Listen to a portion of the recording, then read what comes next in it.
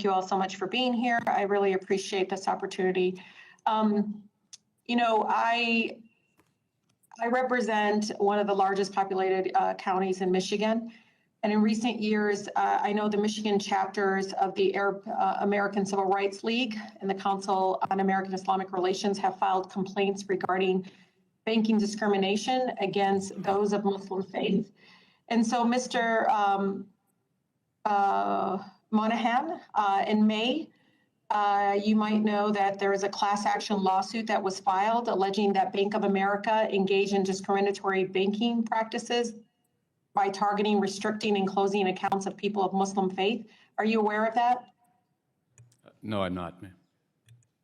Well, right now, I mean, it's a class filed. One of them is Mohammed, who had met all the bank's requirements of showing residency and providing proof of that, and still his account was unlawfully closed.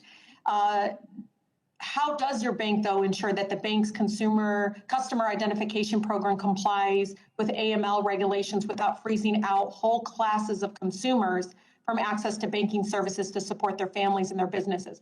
What steps have you all taken in that regard? And it sounds like you don't even know about the class action suit. You don't care? I said before, yeah, I'm not aware of the class action suit. We have a deep history of banking all Americans, and another 1 million Americans will open accounts with us this quarter. And so I think we've got a strong track record across all ethnicities and all people. So if you have a specific issue. Sir, you should be very concerned. Mr. Manahan, you should really be concerned about this because, again, you can see that there's a pattern that specific groups from their certain background or ethnicities or faith, again, this is a lawsuit that was filed in May, and that we need to make sure that Americans of Muslim faith or any of national origin are not being targeted, and that you guys are not implementing processes that singles them out.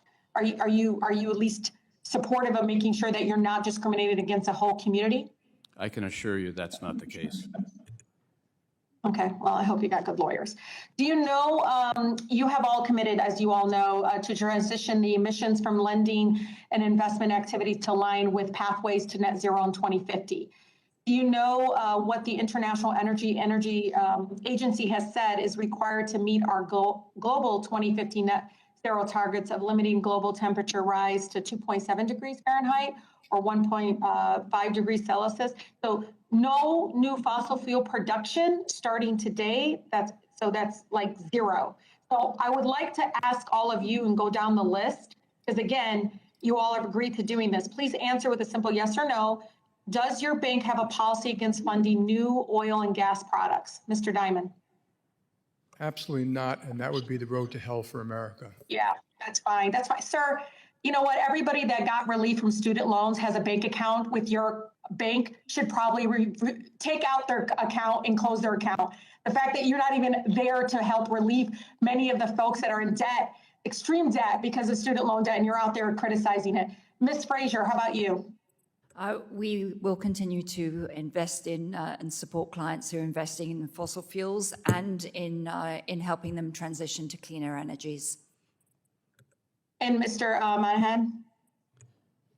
We are helping our clients make a transition, and that means we're lending to both oil and gas companies and to new energy companies and helping monitor their course towards the standards you're talking about. Yeah, Mr. Sharp?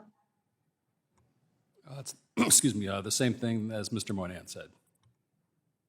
Yeah, I'm not going to ask you, Mr. Dimon, because you obviously don't care about working class people in frontline communities like ours that are facing huge amounts of high rates of asthma, respiratory issues, and so much more. Cancer rates are so high among my communities that I represent. So I'm not going to even ask you if you're committing to ending financing of new oil and gas projects. But Ms. Frazier, Mr. Monahan, Mr. Shea, we are living through a climate crisis today. And a commitment to net zero requires a commitment to ending fossil fuel financing. It is important because I want you all to know at the end, we're going to pay the cost of the public health impact. These are people that you're supposed to be serving, the folks that you're supposed to be providing and supporting in communities. Anything else defies all logic and scientific evidence at our disposal. If your financial institutions aren't going to follow through on your own net zero commitments, then regulators, including the Federal Reserve and Congress, must step in and make them. And with that, Chairwoman, thank you so much again for holding this hearing. I think it's so important for the people we represent. I yield back.